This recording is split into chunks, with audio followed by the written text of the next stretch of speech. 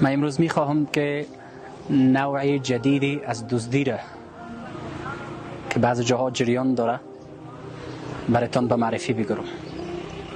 هدف من نیست که دزدی به کسی یاد بدم، چون خودم یاد ندارم.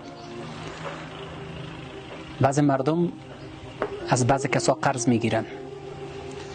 قرض گرفتن و قرض دادن یک کمک به مسلمان است، کار خیلی نیک است، یک صدقه است، یک مهربانی است، یک دست گرفتن است، این به داد رسیدن یک برادر و خواهر مسلمان است.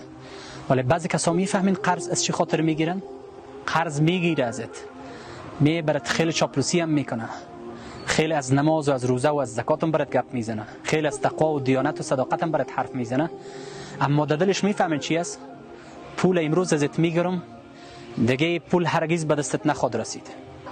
امروز تو وعده هم میکنه که هفته بعد، ماه بعد، سال بعد فقط مرا 2 هفته وقت بده، مرا 3 ماه وقت بده. برات میگه گپره، ولی آل برات میگم که دست از این پول بشوی، چون این کسا نوع جدیدی از ظلم را و نوع جدیدی از دزدی را یاد گرفتن.